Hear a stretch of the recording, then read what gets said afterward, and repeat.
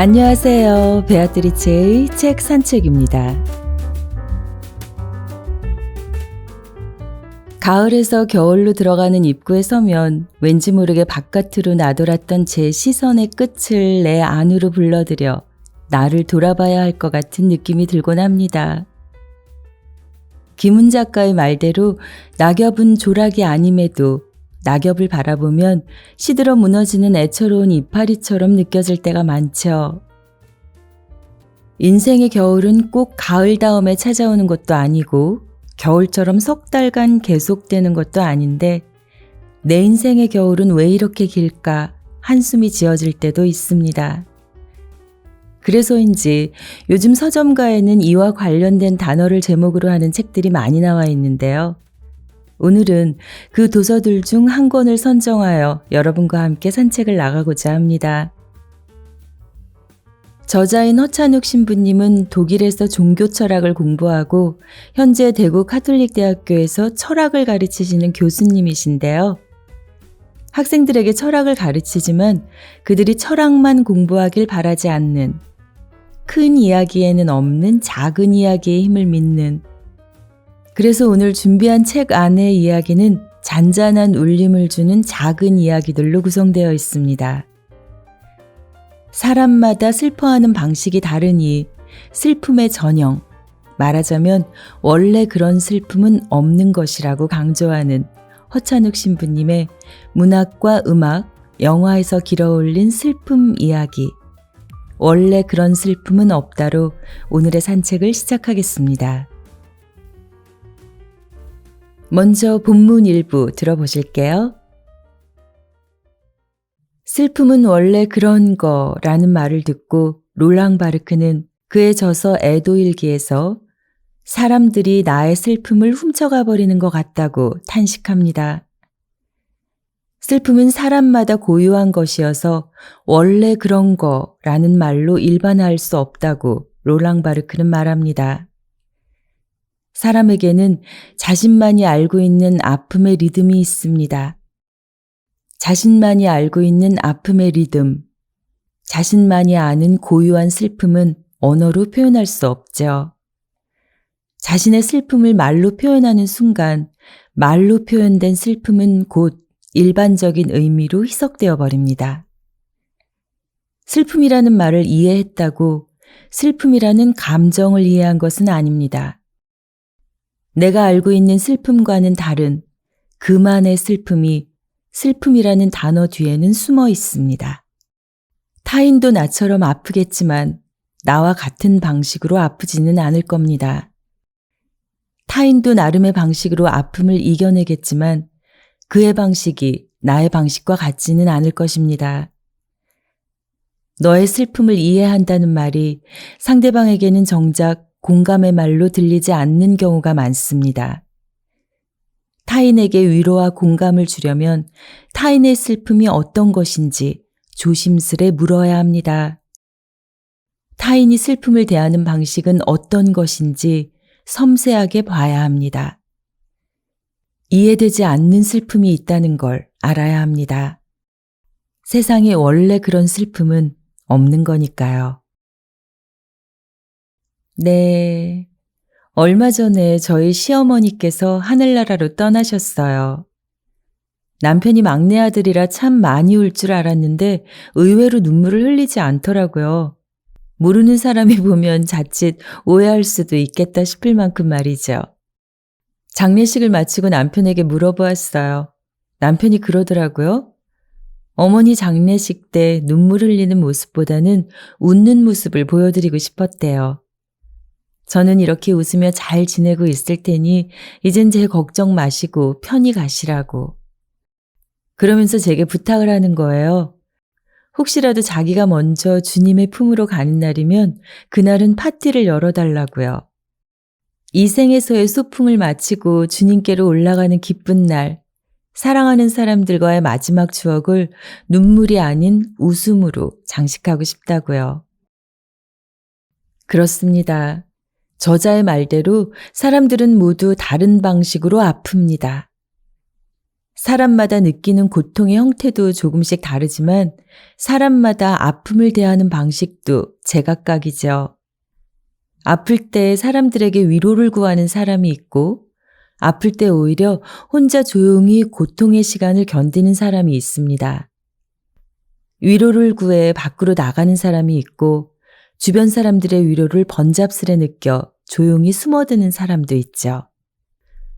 아플 때 목 놓아 우는 사람이 있고 조용히 입을 닫는 사람도 있습니다. 그러기에 고통받는 사람 앞에서 고통을 이겨내는 방식이 하나밖에 없는 것처럼 굴어서는 안 됩니다. 왜 목 놓아 우냐고 나무라서도 안 되고 왜 가만히 있냐고 무슨 말이라도 해보라고 종용해서도 안 되는 겁니다. 사람은 고요한 방식으로 고통을 대하며 그 고요한 방식이 아니고서는 고통을 견뎌내지 못할 때니까요. 지금 한 이야기들이 뻔한 이야기 같지만 가만히 한번 생각해 보세요. 언젠가 내가 한 번쯤은 누군가에게 무심코 했던 행동의 방식을 우린 그저 지나쳤을 수도 있습니다. 솔직히 우리는 타인의 고통을 알지 못합니다. 내가 타인의 고통을 이해한다고 말할 때 내가 이해하는 것은 사실 타인의 고통이 아니라 나의 고통이죠. 나는 타인이 겪는 상황을 나에게 대입한 후 일종의 추체험으로 내 안에 특정한 감정을 불러내고 그 감정을 타인이 겪을 법한 감정과 겹쳐봅니다. 그리고 내 안에 번져오는 아픔을 관찰하며 타인도 나와 같은 아픔일 거라 추측할 뿐이죠. 나는 결국 나의 고통을 잊고 나의 고통만을 이해할 뿐입니다. 타인의 고통에 겹쳐보는 나의 고통에는 고통을 대하는 나의 방식이 녹아 있습니다. 고통을 대하는 나의 방식이 타인의 방식과 같지 않다면 내가 이해했다고 믿는 타인의 고통도 실상과는 차이가 있을 겁니다. 타인의 고통은 마지막까지 나에게 발견되지 않는 땅, 가닿지 못한 미답인 거죠. 김현수 작가의 소설 파도가 나의 일이라면을 읽다 보면 이런 대사가 나옵니다. 거기 고통과 슬픔이 있었다면 그것은 그 아이의 고통과 슬픔이었다. 우리의 것이 될 수 없는 고통과 슬픔은 고통스럽지도 않고 슬프지도 않다.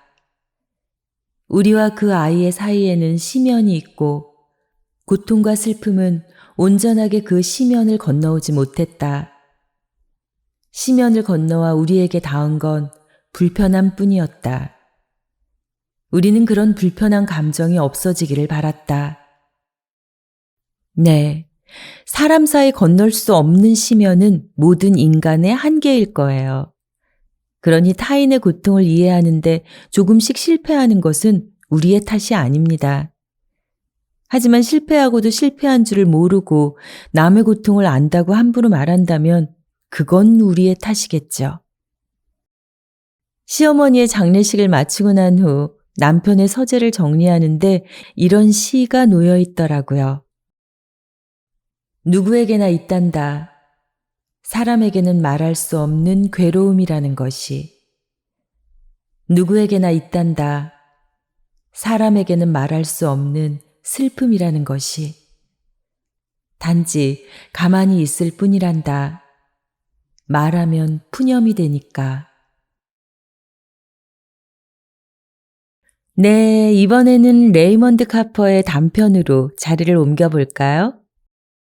레이먼드 카퍼의 단편집 대성당에는 표제작인 대성당을 비롯하여 깃털들, 별것 아닌 것 같지만 도움이 되는 같은 유명한 단편들이 많습니다.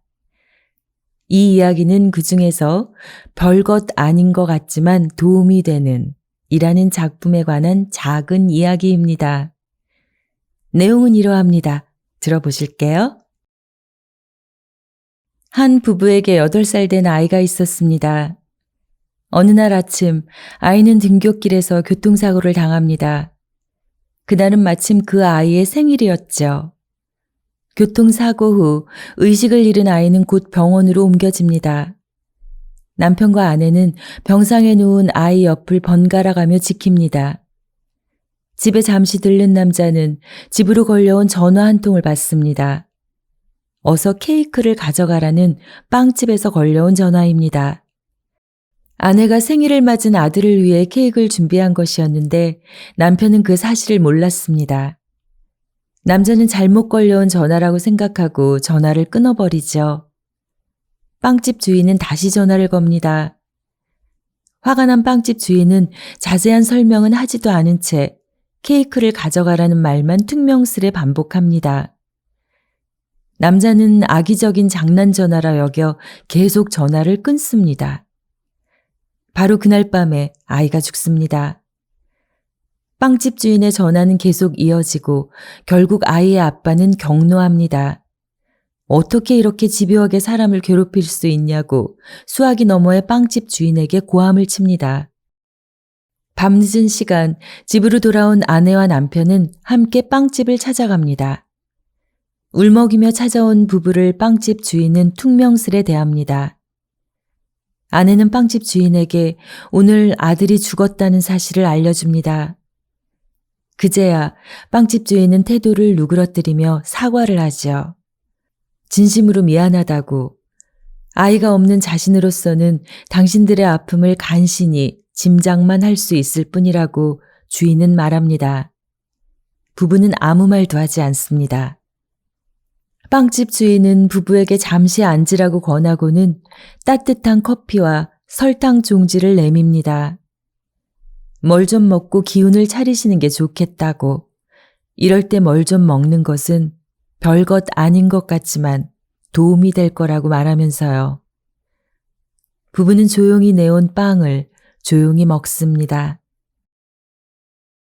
네, 어떻게 보면 결말이 참 시시하죠? 슬픔과 기쁨은 절묘하게 함께 있는 경우가 많습니다. 측은하지만 따뜻하고 절망 속에서도 가끔 웃음이 나오는 게 인생이죠. 별것 아닌 것 같지만 도움이 되는 에서 아들을 잃은 부부를 일으켜 세운 건 거창한 그 무엇이 아니었습니다. 작고 소박한 계피롤 빵 하나가 그들을 살게 합니다. 너무 맥 풀리는 결말 같지만 실제로 생은 그런 것이죠. 별것 아닌 것 같지만 도움이 될 거요 라고 번역된 원래 문장은 A small good thing입니다. 작지만 좋은 것이라는 평범한 이 말은 소설가 김현수의 번역으로 맛있는 빵처럼 부풀어 올랐습니다. 그의 말을 들어볼게요. 하느님 앞에서 인간은 너무나 왜소한 존재다. 그의 삶은 운이 좌우할 뿐이며 대개의 경우에는 하나의 사고가 또 다른 사고로 이어진다. 그런데 카본은 인간이라고 하는 이 스몰 띵의 중간에 그것이라는 단어를 끼워 넣는다. 그러자 이 스몰 띵은 something, 즉 별것 아닌 것 같지만 도움이 되는 뭔가가 된다. 그렇습니다. 인간이 겪는 불행은 크고 명확하며 그 불행을 마주한 인간이 할 수 있는 일은 작고 불분명합니다. 작고 불분명하지만 그것이 함께 불행을 겪는 타인에게 약간의 도움이라도 줄 수 있다면 그걸로 좋은 것이겠죠. 사실 우리가 할 수 있는 것이란 별것 아닌 것 같은 일 뿐입니다. 하지만 그 별것 아닌 것이 누군가에게 작은 도움이라도 되기를 바라며 조심스레 그것이라도 하는 것이죠. 실행에 옮겨진 별것 아닌 것은 그제야 겨우 어떤 것이 될 테니까요.